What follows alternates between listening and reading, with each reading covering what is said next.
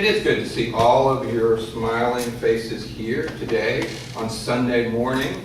I always like to say that people who go to church on Sunday look so much better than those who don't. Think about all your friends who are not here today.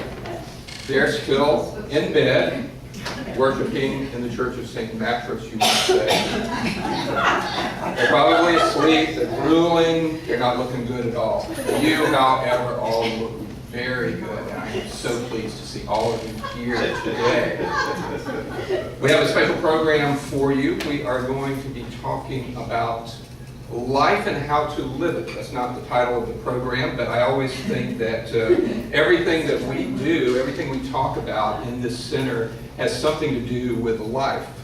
I'm sort of reminded of, in the early part of the 20th century, the great American psychic Edgar Cayce articulated a philosophy, a metaphysical principle, which I think perfectly expresses the way we live our life. He said, in just 4 words, mind is the builder. Mind is the builder. And what he meant by that is that all creation begins first as an idea, and then it manifests into what we call the world of effect, the world around us, the physical world. And this is very important. That other great metaphysical teacher, Madonna, said this: we're all living in a material world, and we are all material girls. Am I not right about that? Now, no matter how much we talk about spirituality, no matter how much we talk about that transcendental experience, that connection with the world above us, the world beyond, what we call God or Spirit, we always end up coming back to the body, to the physical world. And no matter how spiritual we may want to be, and we are totally spiritual, make no mistake about that, we are also fully human as well, and we have to be concerned about that. The Buddhists express this very well.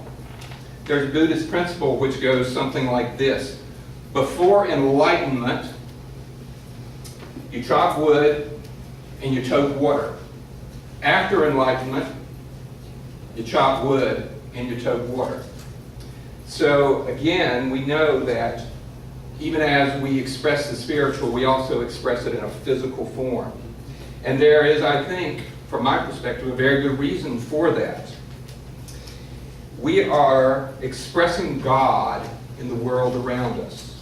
We are God being expressed, because that is the only way that the Spirit, the divine mind, God, whatever you want to call it, that is how this essence shows up. This is how that essence experiences itself in the world.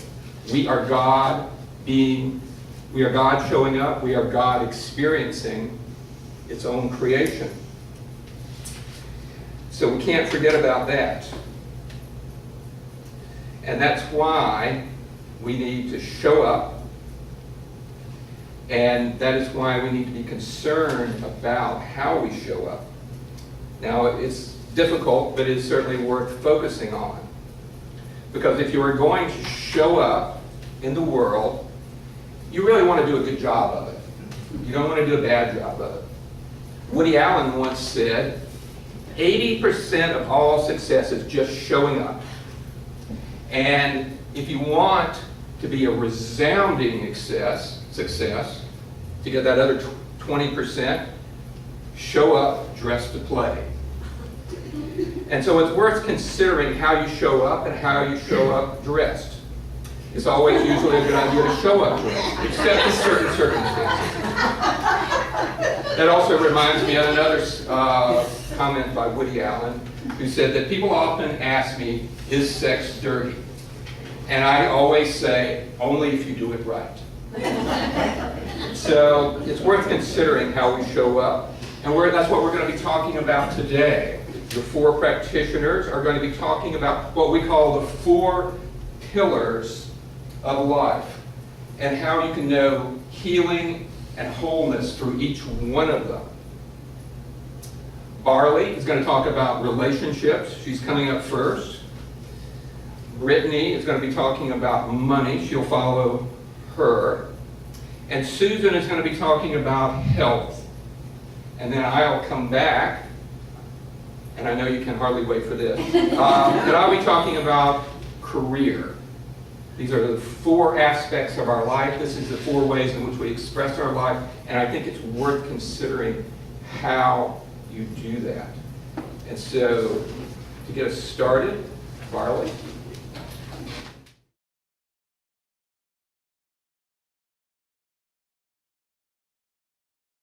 I forgot to bring my comedy act with me. Oh well. I will, however, begin with the fact that we had a practitioner meeting on May 25th. And at that meeting, we decided on our topic for today. And we each took our pillar. And oh man, I was so excited because my head was just filled with all the things I wanted to say about relationships.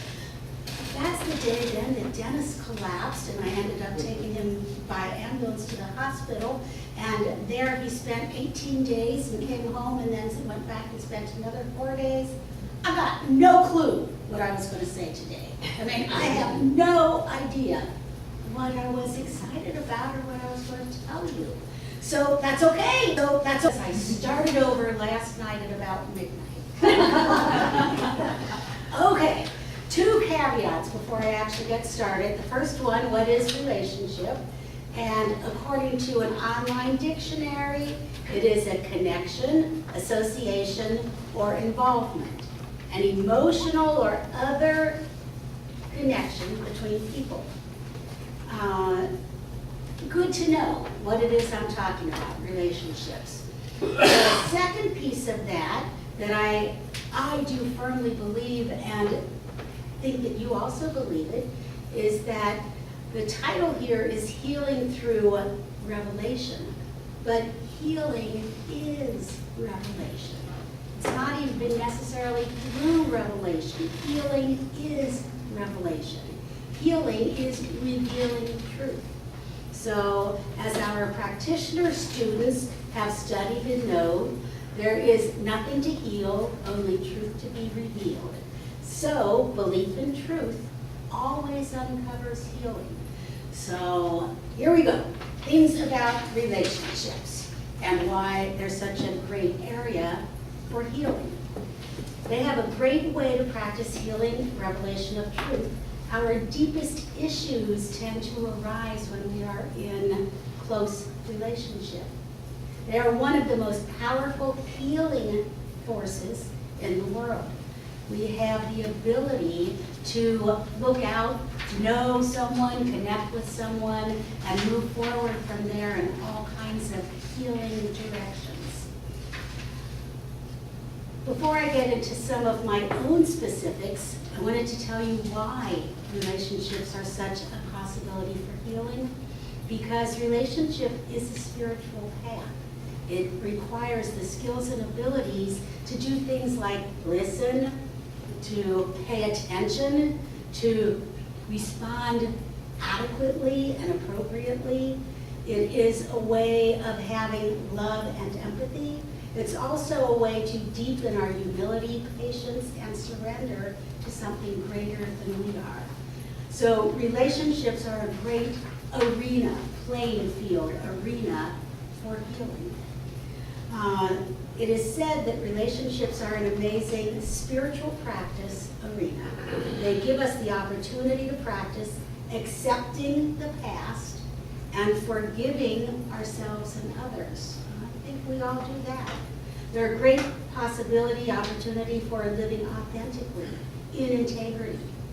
They are creating our reality in the most awesome way, because we can do that with our friends and loved ones, our families. They offer loving ourselves, even when we make a mistake. We get to love ourselves through that mistake. It also offers a possibility of remembering that we are expressions of the divine, and so is every other person that we are in relationship with. It's also being love, kindness, and compassion, and trusting enough to give and receive love and support. So, a couple of experiences or expressions of healing in my own life through a relationship.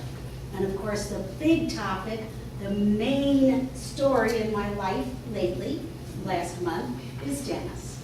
Dennis was definitely ill, had triple heart bypass surgery. So from his point of view, it is the relationships that have healed him, that have brought him back. He talks constantly about all of you, every one of you, the ones that sent cards, the ones that stopped by to say hello and I love you, the ones that are praying, the ones that are sending gifts, just on and on and on. That is what kept him in that healing space. Even the relationship with the doctors and nurses. Oh boy, he would get started talking to one of the nurses and they would both be like falling down laughing. Him out of bed and her off the floor. But anyway, just on and on. But it's the relationship that brought him that healing. You know, the doctors, of course, did the surgery. The nurses are there helping every step of the way. But it is the relationship which brought the healing. Now, for me, this same kind of thing, I have been under a lot of stress making sure that everything got done. The dentist gets his hot chocolate when he requests it at 5 a.m. And I'm not smiling at 5 a.m. when he requests hot chocolate, but I've been getting up to do that. But it's the relationships, always and forever. We have had people come visit at the hospital, but I personally, at home, have had at least 5 or 6 of you come visit, come help, come do, come be, come remind me how wonderful life is. Come remind me how my beliefs carry me through all this. It's that relationship. If I didn't have my friends from here, I honestly do not know what I would have done, because it's been really, really stressful. My family, my one brother flew down to stay with me for a week while Dennis was in the hospital and having his surgery. My sister flew down a couple days ago because I was really upset that Dennis wasn't going to make it when he had this recurrence of issues at the hospital. And she stepped in and flew down, and they've been taking care of me and encouraging me and all the rest of that. The prayer, of course, from each and every one of you, and I know so many are praying. That is where the healing has come from. Friends, family, relationship. Without relationship, I would be dead in the water. Honestly, that is what carried me through, and that is what I am so very thrilled to have had. So grateful, so thankful, because healing does come out of that moment by moment. So thank you, and I turn it over to Brittany.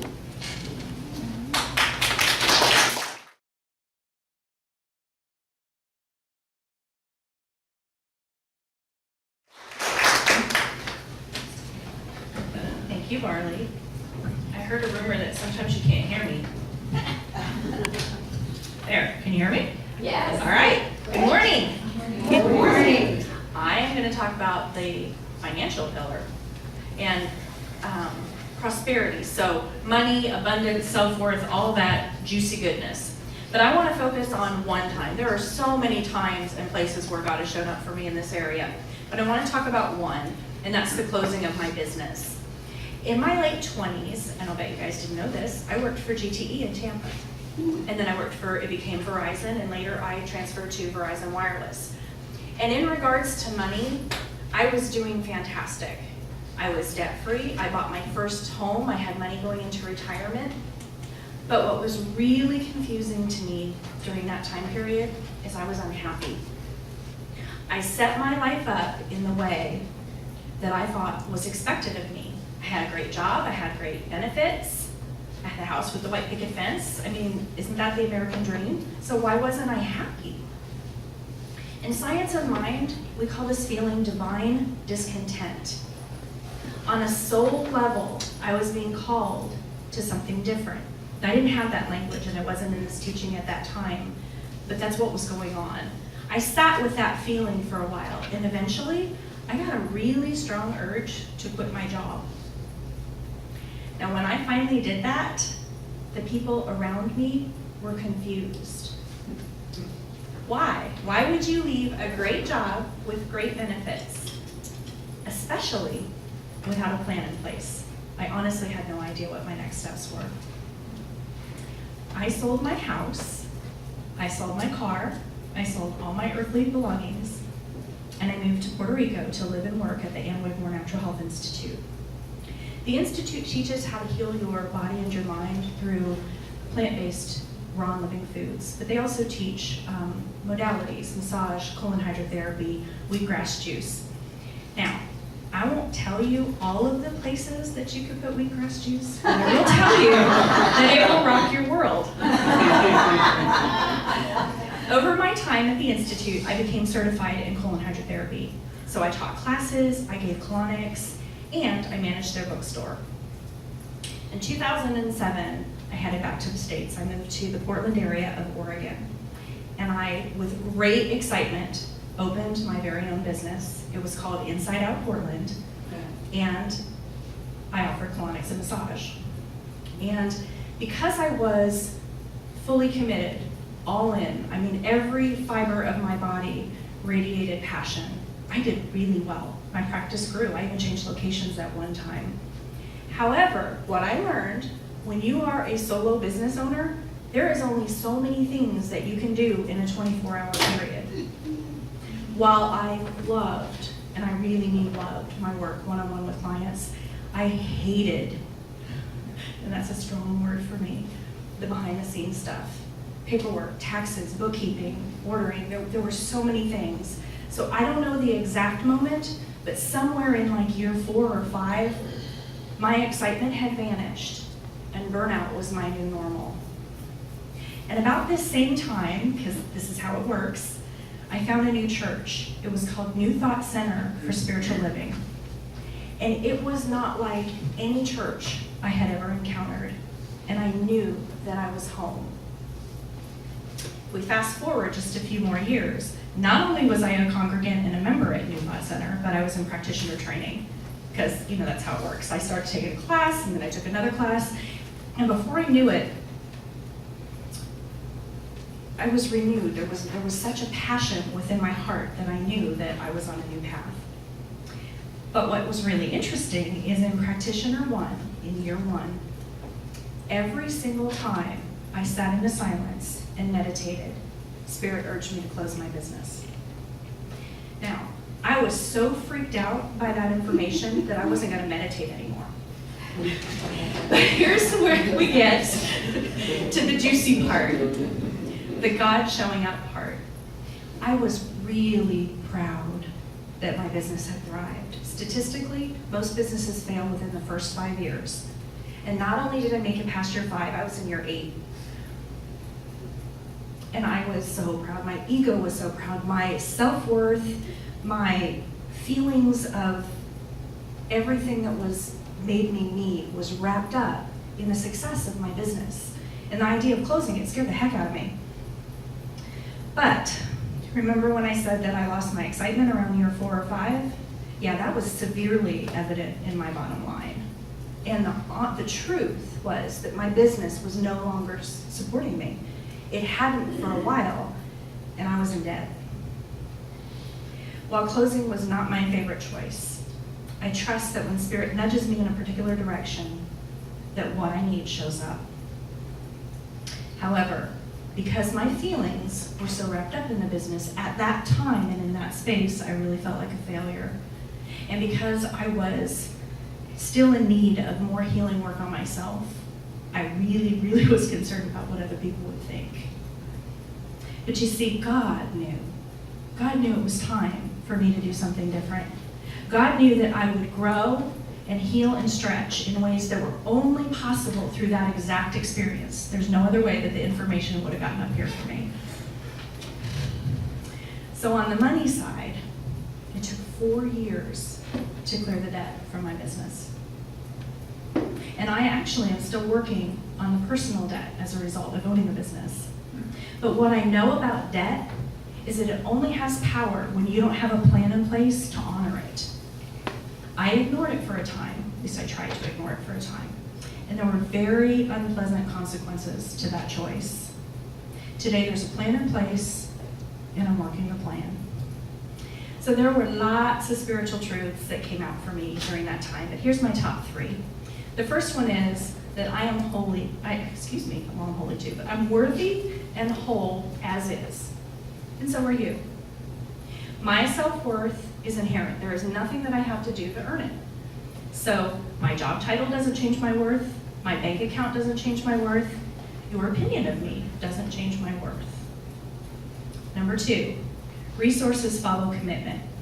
So when I was fully committed, I know, came out of class, and radiating joy, there was no lack in any area of my life. But as soon as I started to burn out and lose commitment, I incurred debt. And this is from hindsight. In the moment, I did not understand that that's what was happening.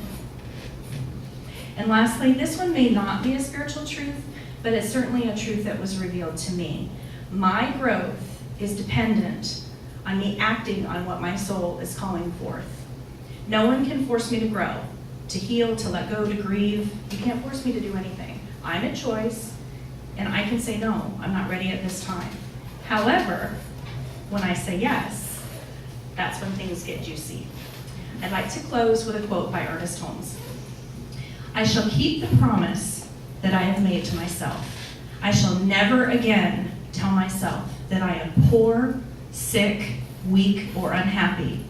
I shall not lie to myself anymore, but shall daily speak to the truth that my inner soul, telling it that it is wonderful and marvelous, that it is one with the great cause of all life, truth, power, and action. I shall whisper these things into my soul until it breaks forth into songs of joy with the realization of its limitless possibilities. I shall assure my soul, and so it is. Thank you. So it is.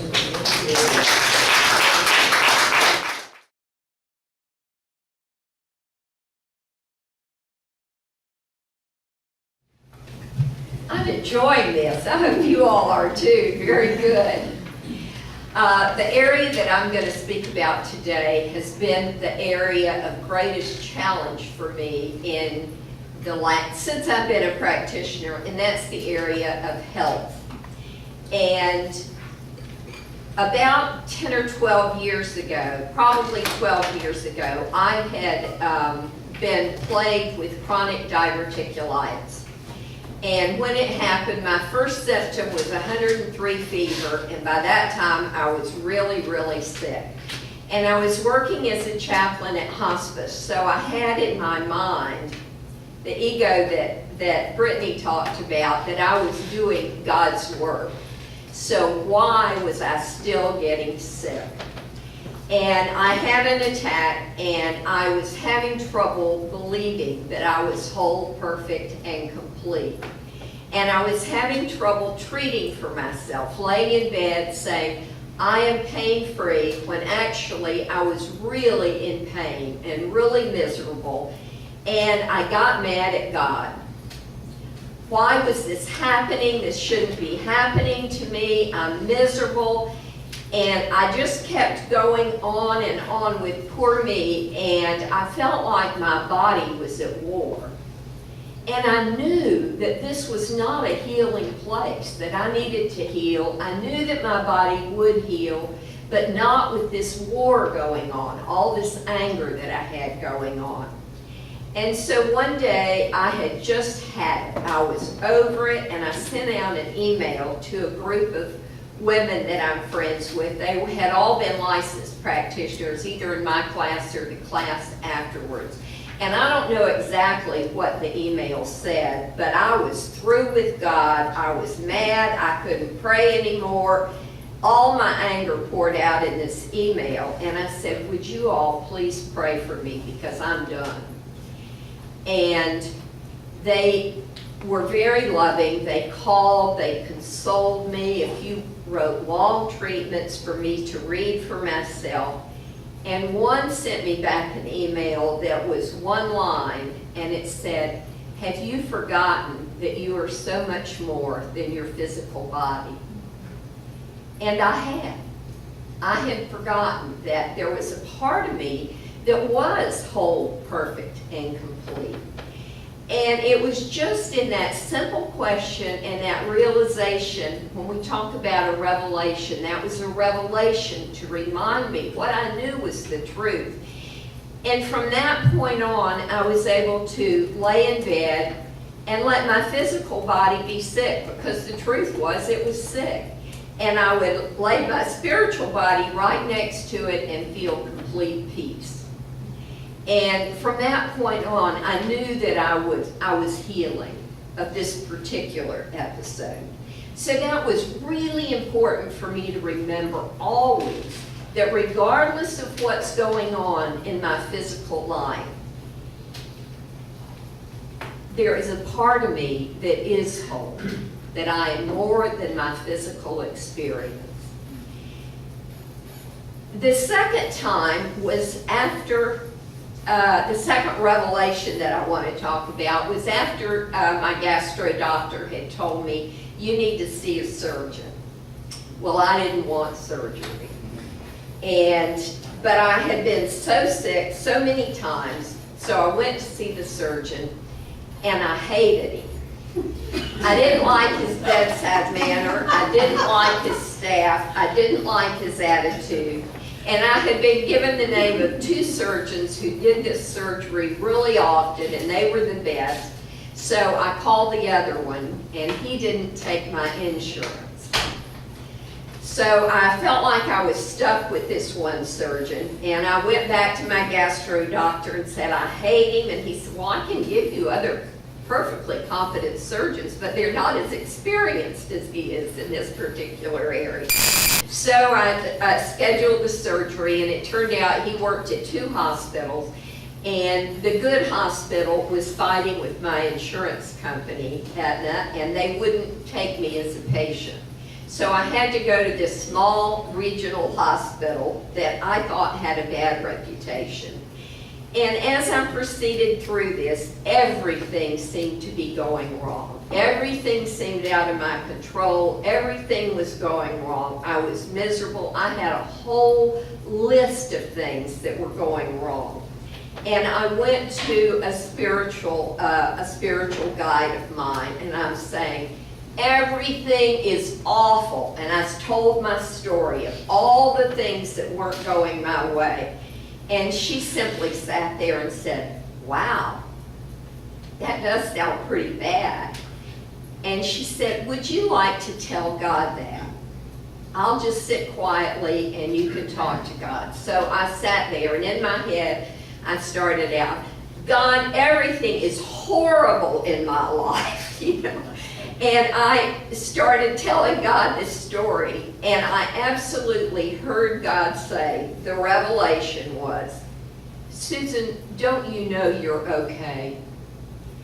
And in that moment, I felt a change, and I realized that regardless of who the surgeon was, regardless of what hospital I went to, regardless of what surgery they had to do, regardless of what they found, regardless of any of it, even if I died, I was okay. And I had forgotten that. And all of the physical stuff going on that I couldn't control, I had forgotten that God is on my side, God is always with me, and that I am okay. And so I went through the waiting for the surgery, went to the small regional hospital, still don't like it, but I was okay. The people that worked there didn't like them either, but they were okay. Still don't like the surgeon, but he did a good job. You know, I was okay. And what I have to continually remember is As I think about this, I went to a place both of those times where I hit the brick wall before I asked for help. I mean, I ran up and I smacked when I was so miserable. I call it the gift of discontent. I couldn't stand it anymore. And then I surrendered to the presence within me that was God. I did that through my friends the first time. I did it through a spiritual guide the second time. And the way I know now, when I get into myself and I forget that I am a spiritual being, having this human experience, I call it, I forgot the word I was going to use, but gratitude. I use the gratitude practice. I call it extreme gratitude. Because in the moment when I think absolutely everything is awful, I have to remember that I'm grateful for the pillow I lay my head on at night. I'm grateful for the sheets that I get to sleep on. I'm grateful that the cat wakes me up at 5 a.m. meowing and purring on my head because he wants to be fed. I forget that that cat loves me and counts on me. I am grateful for the blue skies outside. There is so much to be grateful for, even in the midst of things going wrong and being not how I want them to be. That gratitude is the way home for me. It's the way back from the mind that tells me absolutely everything is awful. Gratitude is the way back to spirit, and it always works for me, and I'm grateful to know that. Thank you all.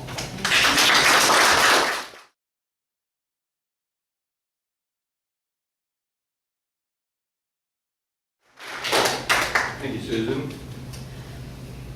You know, the word work has some negative connotations. We all want to work. If we see someone who's not working, we think negative thoughts about them. If we're not working, we think we should be working. Yet, it's not really something that we always want to do. I remember there was a top 10 hit by Loverboy, which was about working for the weekend. We talk about that expression, TGIF, thank God it's Friday and the work is finally done. So we have this love-hate relationship with work, and as long as we do, I think, as long as we sort of have this conflict about work, it can present a problem for it.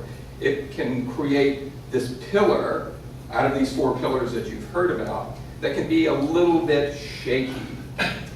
And I often think that instead of talking about work, there's another word we could use, and that word is career. It's not just how we make money, it's how we serve the higher purpose of our being here on earth. Work is an expression of energy. It's an energy that comes from divine source, God, whatever you want to call it, and it is expressed through your job, through your employer, or the work that you do. And we need to remember that when we go forth each day to our job, we are not working for the man. We're not working for the person that pays our salary. They are merely a channel through which we are able to express this power that we have. When we remember that we're expressing God through the work that we do, it can take on an entirely new meaning. Instead of working to live or living to work, we can begin to see ourselves as that divine presence in the world. When you do that, you can begin to see that what you're doing doesn't matter so much as the spiritual energy that you invest in it. You may be doing something that many other people do not think is very important or worthwhile, but by coming to see it as infused with God, you make it special. That's how I try to approach my work. I mean, I work for myself. I'm a freelance writer, and I have a very demanding employer. I typically wake up around 3:30 or 4 in the morning and get up And, and because I work at home, my commute is very short. So it doesn't take me long to get to the office, and that's always the first place I go in the morning. I may stop and get some coffee along the way, but that's where I go, and that's where I start to work. And that is very important to me in the sense that it's a big part of my life. Because I go to work so early, I spend a lot of time at work. Because my office is so close, I can spend a lot of time there and not worry about commuting home after dark. So there is always this temptation to invest a lot of time into doing what I call my work. And because I do writing, a lot of people think that if you're a writer, you're kind of like an artist, that what you're doing is kind of magical, that, and a lot of people want to do it. Over the years, I can't tell you how many people have come up to me and say, I want to write. I have a book inside me that I want to write. Do you think I should be a writer? And without exception, I always say, yes, you certainly should do that. You should express yourself. That is what I say. What I think, though, is no, you should not do anything else other than that. I remember there's a famous saying by Dorothy Parker, who was also a very great writer, and she said, I hate writing, but I love having written. And I don't know a single writer who doesn't feel that way as well. We hate the work.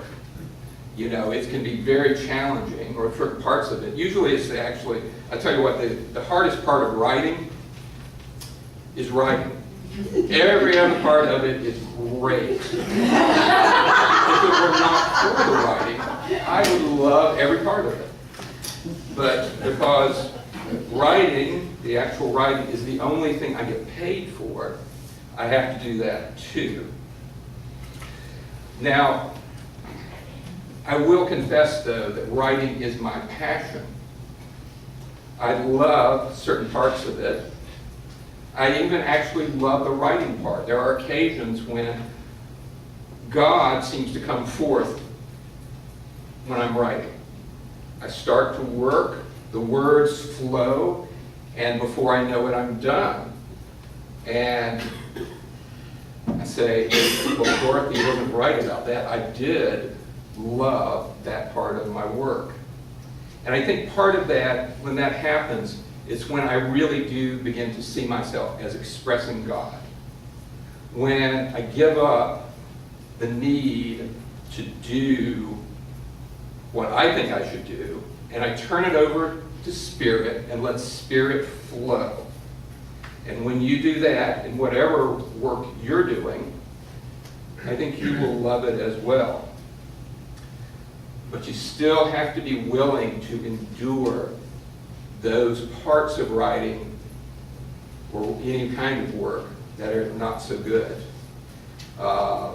Like Brittany, she talked about she loved all the things that she was doing except for kind of the business aspects of it, the accounting, the billing, and things like that.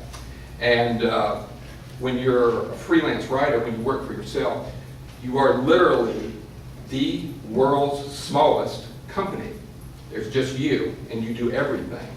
And there are a lot of things that I don't particularly like doing, but I do them anyway so that I can do the things that I do like doing. Now, why is it important to chase after, I knew I could say that, your passion? Because beyond just making money, you need to express God. Because you are here for a purpose. And there is something within you that needs to be expressed. Elizabeth Gilbert wrote, "The universe buries strange jewels deep inside all of us, and then stands back to see if we can find them." So you have to ask yourself, what strangeness is inside of me that I need to pull out and express. And hopefully, someone will pay you for those strange jewels. Although that's not always the case. Many people find a passion, but they aren't able to necessarily make money doing it. How many actors, musicians, whatever, do have a job that they work at? Maybe they're tending bar, maybe they're working in a restaurant, maybe they're working in an office, but they do that so that they can do theater on the weekend, so that they can pursue their music, and they can do all these other things that are their true passion.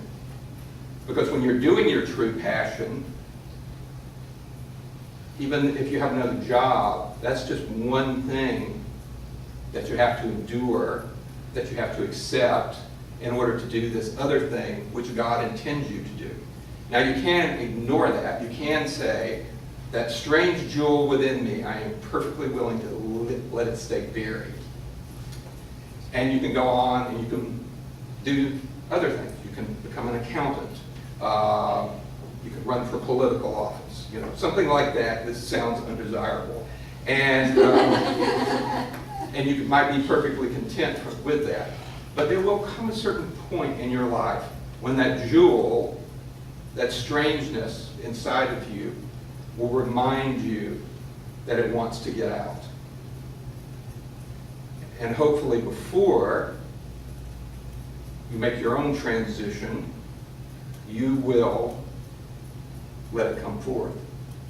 A lot of writers, there have been a number of famous writers and novelists who didn't discover that they could write until they were in their 60s or even 70s, or quite old. So it can come forth at just about any time. So that's one of the things that I want you to keep in mind. Now we've gone over these 4 pillars, talked a little bit about what they mean and how you can heal using them. And I know that as you've listened to each person talk about a different area, you probably also suspected that in many ways, each area of your life is interrelated. Whether it's the relationship between work and prosperity, maybe you have a great relationship, but your work isn't going so well, or maybe your work is going really well, and you spend all your time at the office, and so that relationship withers. Or maybe you're having problems with money. Or maybe you're probably having problems with health. Isn't what you would want it to be. Ideally, you would want all of these areas to work together because they affect each other. Let me sort of talk a little bit more about that. Marriage experts will tell you that most arguments in a relationship relate around money and how it's used. So this may differ for some people. It may be other things. Maybe you go home, you find your husband wears strange clothing. Maybe he wears your clothing, and that presents a problem. But that's relatively rare. Usually that's one of the things, and you can see how that works together. But when everything works together, when it works well together, when the 4 pillars are standing firm, then you are living what they call a holistic or balanced life. And living holistically just means that you live in a way that takes into consideration more than just your immediate needs.